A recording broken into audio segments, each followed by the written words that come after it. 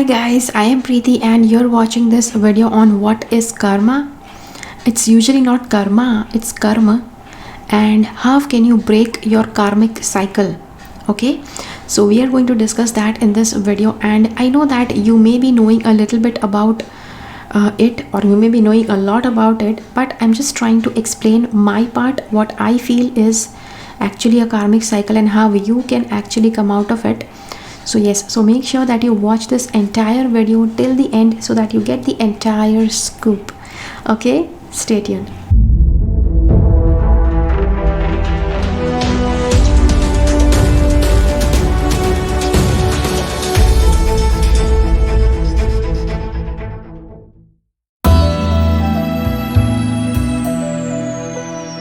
Okay, so getting into what is karma. So karma is something that what you do. Okay, a lot of times this is a misunderstanding in people that only when you do something you are getting into a karma. Otherwise, if you don't do, you won't get involved in that karma. Sometimes doing a good karma is important, and when you don't do it, despite of knowing that that's a good karma, and when you don't do it, that is also a bad karma. And when you know that something is a bad karma and you still do it, despite of seeing that that's a bad karma, though you don't do it but you see it happening, that is also a bad karma. Okay, so karma is basically good and bad, either you do something or not. But if good is happening and you are aligned with that good, then that's good karma. And if you do good karma, that is an even better, it holds an even bigger place in collecting a good karma. And doing bad karma involves bad karmic baggage. Not doing bad karma but seeing a bad karma happen, that also involves karmic baggage, negative karmic baggage. Okay, so doing and being, okay, that both of that are involved. Plus speaking, through your speech also you are creating karma, good karma as well as bad karma, as well as no karma. Usually I always say no karma is equal to bad karma. Okay, so if something needs to be said and you did not say it, that is where it creates bad karma. Okay, so good karma is where you try to, when somebody is not happy, they are down, and you try to make them feel motivated, you try to make them feel good about themselves. That is good karma through your speech.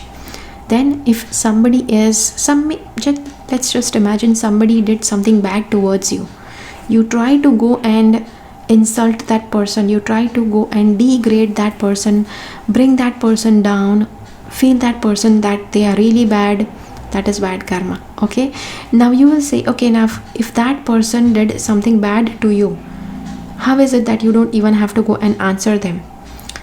See, it is important that you defend yourself. Self-defense is important, but self-defense does not involve abusing somebody verbally and degrading them. Okay, you can actually give them countless amounts of opportunities before you can actually defend yourself. Okay, you can give them an opportunity to again mend their path, or you can give them an opportunity to change their mindset. You can be good even if they are showing some bad speech, they are speaking something bad towards you. You can try to bring that conversation down, you can try to bring that negative energy down by saying something positive. But when they don't do it, when they continuously are negatively assaulting you verbally, then you have all the right to defend yourself. Okay, there is a difference between defending and offending. Okay, there is a difference between defending and offending. Do remember that. Okay, now karma is something that is so confusing for people. People just don't get karma. Let me tell you, that suppose if you had done something bad with somebody in your past life, okay, you did something bad towards somebody in your past life, that person now does the same thing to you in this present life. But what happens? The magic, this is not exactly a magical thing. The life on this planet, on our planet Earth, it does not make you remember your past life memories naturally. Okay, you are made to forget that while you take a different birth, so that you can start with a clear slate. Okay, and which is what makes you forget what you did towards somebody else.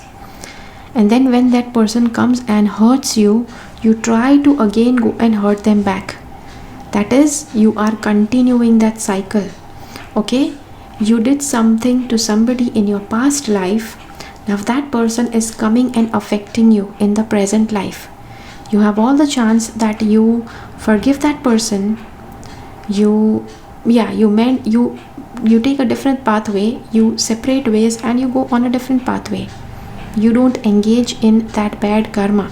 Though they are going to do their bad karma, they are going to finish it off because you gave it to them.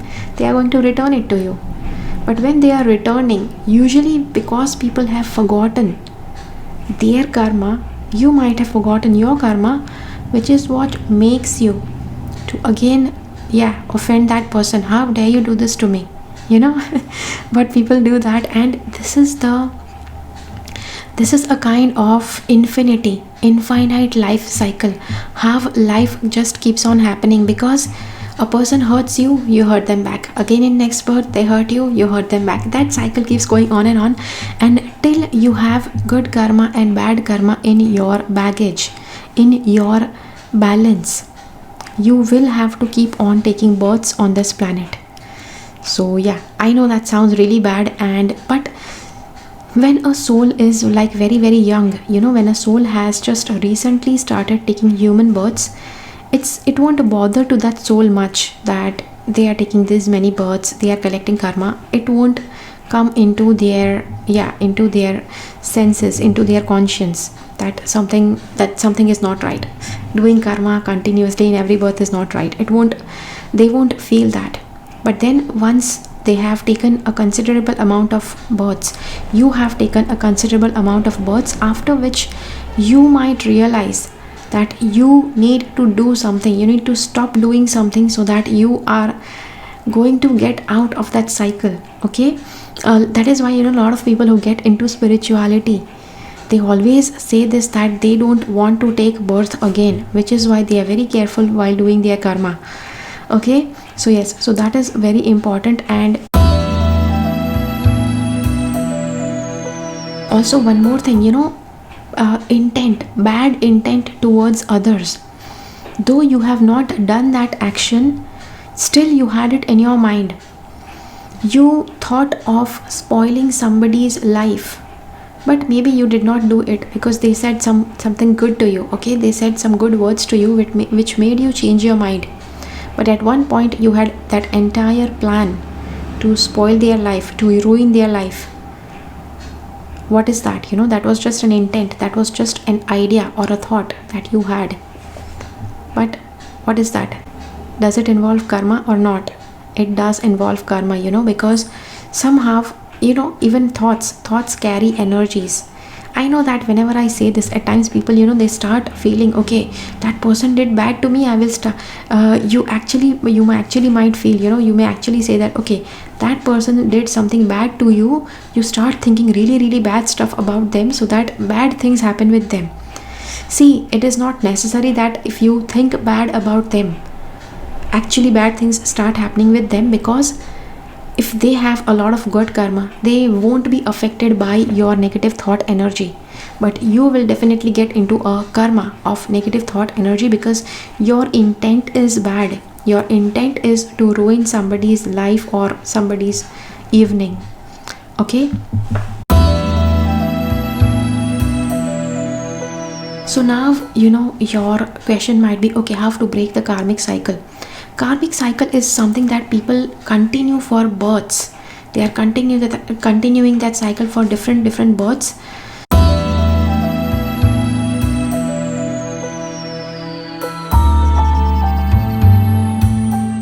So first of all, it is important to realize what your karmic cycle is.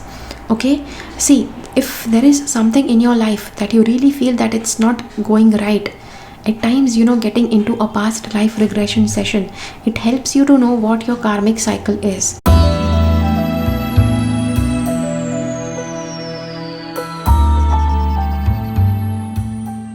And once you know what your karmic cycle is, it's going to be, it is difficult, but you can do it. Okay, which is, you will have to consciously step back every time you see that you are getting into a sort of karmic cycle.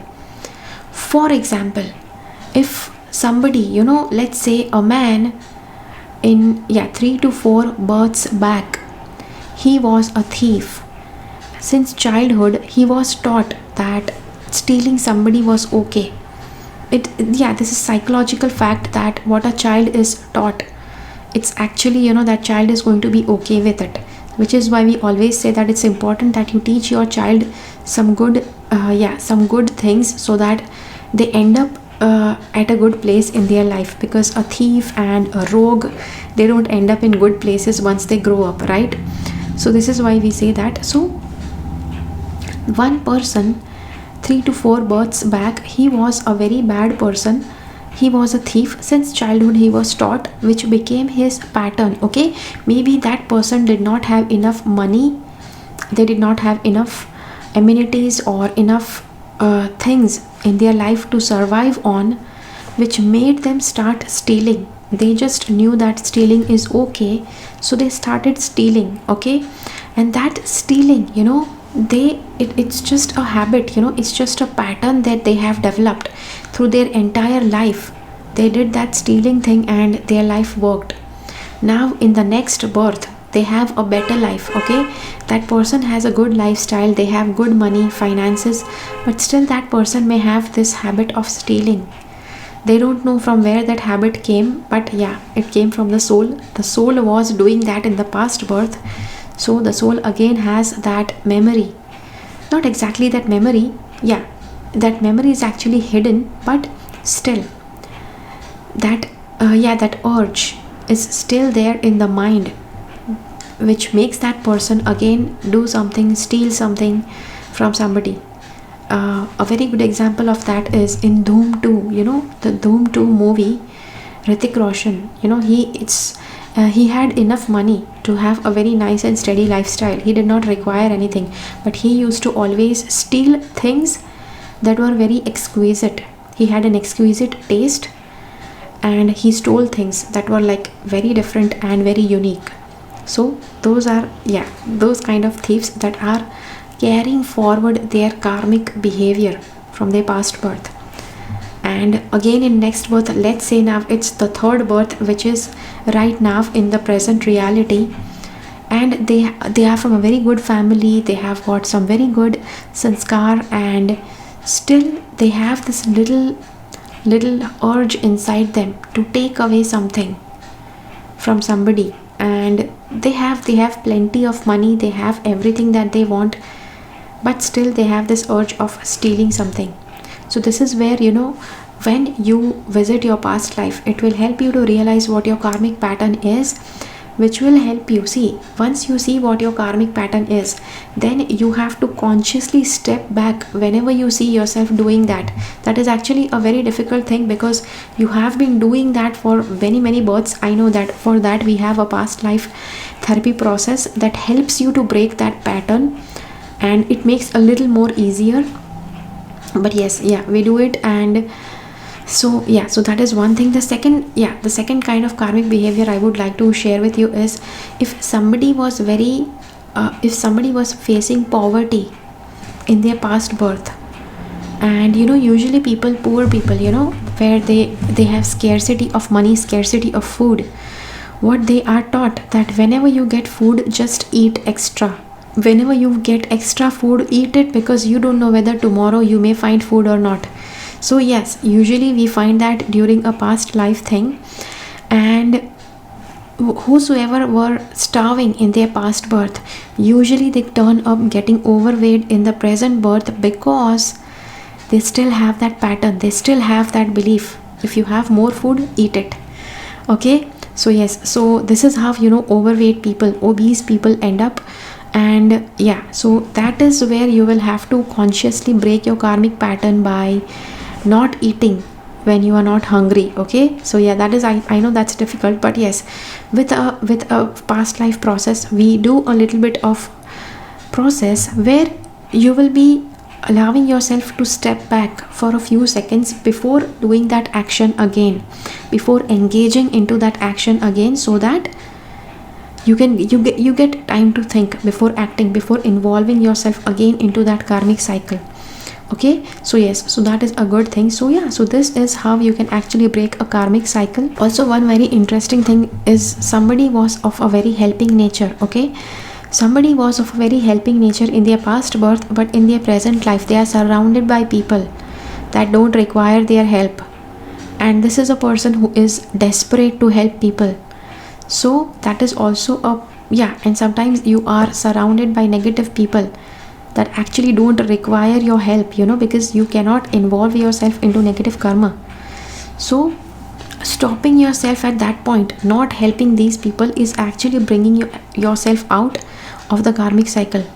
Okay, so yeah, now I said one thing in the beginning of this video, that not doing any good karma is also bad karma. For example, you see something bad happening, though you are not involved in doing that, still you see that thing happening, which means you are also a part of that karma, because you did not try to stop them.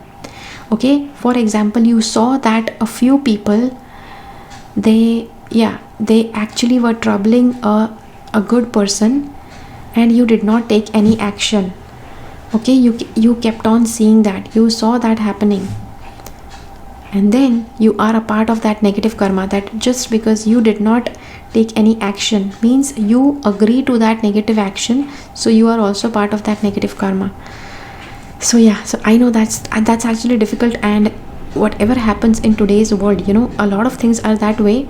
But sometimes, so at times, doing good things are important, and not doing bad things are also important. Okay, so yeah, so this is the video for you. I hope that you like this video. If you have liked this video, hit the like button. If you feel that this video can help somebody, to share this video with that person. I will see you again in my next video.